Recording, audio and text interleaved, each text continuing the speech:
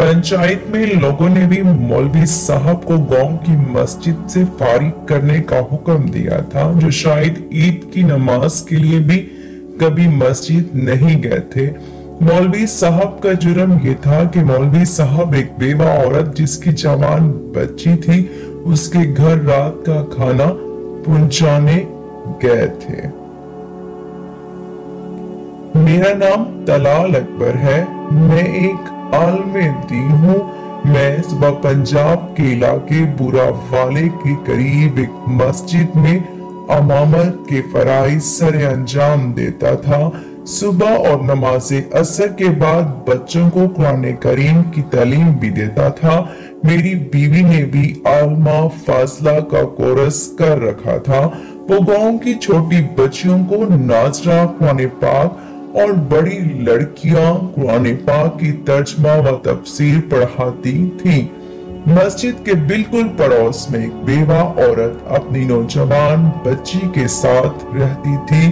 औरत का नाम फतेह बीबी, जबकि उसकी बेटी का नाम नूर ज़ोहरा था। वो दोनों माँ बेटियां लोगों के घरों में काम करती थी।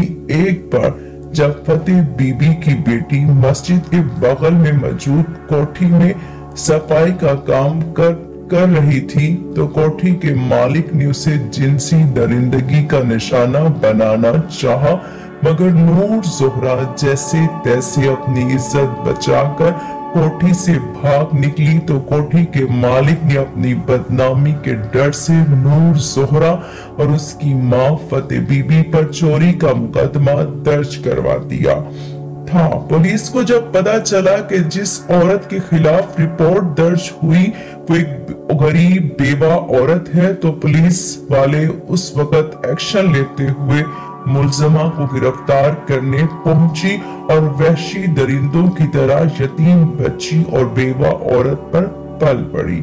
मुझे पता था पुलिस गांव के किसी वडेरे या चौधरी का लिहाज तो करेंगे, मगर एक शरीफ नफ्स आलमे दीन का कभी लिहाज नहीं करेंगे।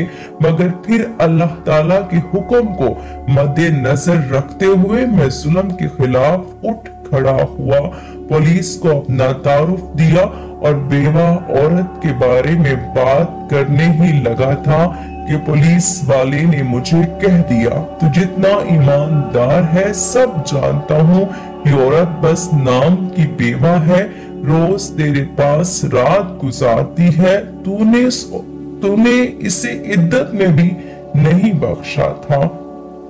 साथ ही पुलिस वाले ने मुझे धक्का देकर गिरा दिया और फतेह बीबी को बालों से पकड़कर घसीटते हुए गाड़ी में डाला और ले गए।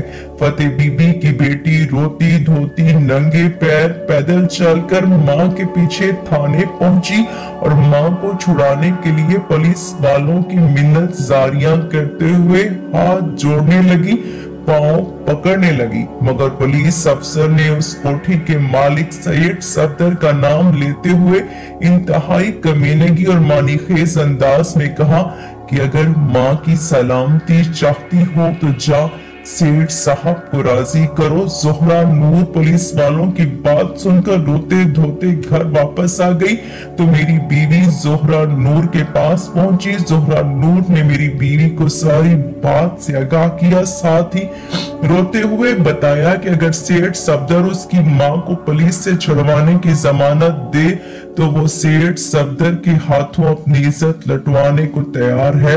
मेरी बीवी ने ज़ोहरा नूर को तसल्ली दी और कोई कदम उठाने से मना करते हुए मेरे पास आई, मुझे सारे हालात से आगाह किया। बीवी के मुंह से फतेह बीबी और उसकी बेटी के हालात सुनकर मेरे आंसू निकल आए। अपनी बीवी के कहने पर मैंने बड़े मुफ्ती साहब से बात की और उनको इस बात का हलफ दिया कि फतेह बीबी बेकसूर है, तो मुफ्ती साहब ने कोशिश करके फतेह बीबी पर से मुकदमा खारिज करवा दिया। यूं अल्हम्दुलिल्लाह मेरी कोशिशों से उम्मत मुसलमा की एक बेटी एक दरिंदे की हवस का निशाना बनने से बच गई। फतेह बीबी बरी हो गई, मगर सेठ सफदर फतेह बीबी और उसकी बेटी को छोड़कर मेरे मुखालिफ हो गया। मैंने फतेह बीबी और उसकी बेटी को लोगों के घरों में काम करने से ये कहते हुए मना कर दिया कि हम दोनों मियाँ बीवी को रोज मोहल्ले का कोई ना कोई घर खाना देता है, हम वो खाना आपको भिजवा दिया करेंगे, आप लोग घर में रहे। फतेह बीबी ने मेरी इस बात से मुत्तफक हो गई, मगर फिर भी दूसरी जरूरियात पूरे करने के लिए पैसों की जरूरत रही तो मैंने उन दोनों माँ बेटियों को माकूल तनख्वाह पर मस्जिद और मदरसे की सफाई की जिम्मेदारी दे दी। उन दोनों माँ बेटियों ने खुशी खुशी जिम्मेदारी कबूल कर ली। एक बार मोहल्ले में जिस घर के जिम्मे आज रात का खाना था, उस घर से खाना लेट हो गया और इशा की नमाज के बाद मिला। मैंने अपनी बीवी को कहा खाने फतेह बीबी और उसकी बेटी को दे आओ, मगर मेरी बीवी ने थके होने की वजह से मुझसे माजरत कर ली तो मैं खुद खाना देने फतेह बीबी के घर चला गया। जब खाना देकर निकल रहा था तो सेठ सफदर ने मुझे देख लिया और शोर मचा दिया कि मेरे फतेह बीबी और उसकी बेटी के साथ नाजायज ताल्लुकात है। ये बात इतनी बड़ी कि मामला पंचायत तक जा पहुंचा। सेठ सफदर चूंकि एक पैसे वाली पार्टी था, लिहाजा पंचायत में सब लोग उसकी मर्जी के थे। पंचायत में मौजूद लोगों में से 3.25 बंदों के और कोई भी नमाजी नहीं था। यहाँ तक अक्सर तो ईद पर भी नमाज पढ़ने नहीं आते थे, मगर इन 3 नमाजी लोगों को निकाल कर बाकी सब ने मिलकर मुझे बदकिरदार और जानी करार देते हुए मस्जिद की इमामत से फारिग करने के अलावा गांव से निकालने की भी राय दी और अक्सरियत राय से पंचायत ने मुझे मस्जिद और गांव से निकल जाने का हुक्म सुना दिया। मैं अपनी बीवी को लेकर कहना शहर में शिफ्ट हो गया। वहां मैंने सुबह के वक्त कपड़े की दुकान पर काम शुरू कर दिया, जबकि शाम वक्त मैं और मेरी बीवी बच्चों और बच्चियों को कुरान पाक की तालीम देते वक्त गुजरता रहा। मुझे कपड़े की समझ आती गई तो मैंने कपड़ा खरीद कर मोटरसाइकिल पर फेरी करके मुनासिब मुनाफे के साथ कपड़ा बेचना शुरू कर दिया। यहाँ तक कि आहिस्ता आहिस्ता मैंने कपड़े की दुकान डाल ली और फिर कपड़े की एक पूरी मार्केट बना ली, जिसमें हर क्वालिटी और हर ब्रांड का कपड़ा मिलता है। इतनी मसरूफियत के बावजूद भी मैं हर महीने मुनासिब खर्च फतेह बीबी और उसकी बेटी के लिए मुनासिब रकम भेजता रहा। जो मेरा कारोबार बढ़ता गया, मैं फतेह बीबी और उसकी बेटी का माहाना खर्च भी बढ़ाता गया। मेरे 3 बच्चे हैं। मेरी लाहौर, सियालकोट और सरगोदा में कपड़े की मार्केट्स हैं, मगर मैं फिर भी रोज शाम को अपनी बीवी के साथ मिलकर मोहल्ले के बच्चों को मुफ्त कुरान पाक की तालीम देता हूँ, तर्जमा व तफसीर पढ़ाता और समझाता हूँ। कुछ साल कबल फतेह बीबी ने मुझसे बेटी के जहेज के लिए कहा तो मैंने घर में मौजूद 2.5 लाख रुपए उठाकर फतेह बीबी को पहुंचा दिया और जल्द ही मजीद रकम देने का वादा भी किया। फतेह बीबी सीधी सादी भोली औरत थी। सेठ सफदर के चौकीदार ने सस्ता जहेज खरीद कर देने के नाम पर फतेह बीबी से सारे पैसे हथिया लिए। जब फतेह बीबी को पता चला कि उसके साथ कितना बड़ा धोखा हो चुका है तो उसने अपनी बेटी को जहर देने के बाद खुद भी जहर खा लिया था। जब गांव वालों को उनकी मौत की खबर हुई और उनकी मौत की खबर चलती चलती सेठ सफदर के पास पहुंची तो उसने बताया कि मौलवी तलाल अकबर के साथ फतेह बीबी की बेटी ज़ोहरा नूर के नाजायज ताल्लुकात थे और ज़ोहरा नूर मौलवी तलाल अकबर के बच्चे की मां बनने वाली थी। ये बात फतेह बीबी को पता चली तो उसमें गांव वालों से सामना करने की हिम्मत न हुई और उसने अपनी बेटी को मारकर खुदकुशी कर ली।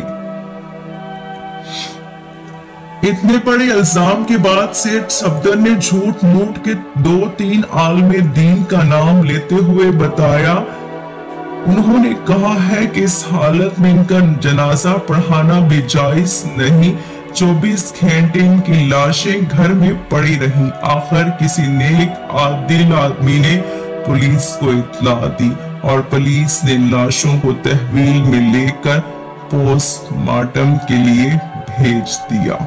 जिस दिन पुलिस ने लाशें पोस्टमार्टम के लिए भेजी, उस दिन मैं मजीद 2.5 लाख रुपए लेकर फतेह बीबी को देने उसके घर पहुंचा तो गांव वालों की ज़बानी मुझे सारी वारदात का इल्म हुआ।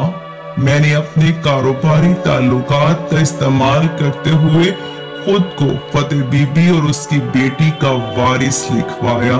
उनका पोस्टमार्टम करवाकर लाशें तहवील में ली और उनको लेकर अपने घर आया। यहाँ फतेह बीबी के जनाजे का ऐलान मेरी बहन के नाम से हुआ और कसीर तादाद में लोगों ने जनाजे में शिरकत की। जनाजे के बाद पुलिस की मदद से मैं लाशों के साथ फतेह बीबी के गांव के मुकामी कब्रिस्तान पहुंचा और वहां ही ज़ुहरा नूर के वालिद साहब के पहलू में कब्रें खुदवा कर दोनों मां बेटियों को दफन कर दिया। मैंने कुछ अरसा कबल फैसलाबाद में एक टेक्सटाइल मिल भी खरीद ली और इस मुकाम पर अल्लाह ताला ने मुझे फतेह बीबी के साथ की गई नेकी के बदले में पहुंचाया है। जबकि सेठ सफदर को उसकी औलाद ने घर से निकाल दिया है। वो गलियों में भीख मांगता हुआ कुछ दिन पहले मुझे मिला था तो मैं उसे भी साथ ले आया और अपनी मिल का सिक्योरिटी इंचार्ज लगा दिया। बूढ़े ज़ईफ सेठ सफदर को मैंने बेहतरीन अंदाज में रखा हुआ है। प्रोटोकॉल वाली मुलाजमत दे रखी है, मगर इसके बावजूद भी फतेह बीबी और उसकी बेटी और मुझ पर लगाए गए इल्जामात की वजह से सेठ सफदर के सामने जाने या उससे बात करने को मेरा दिल नहीं करता।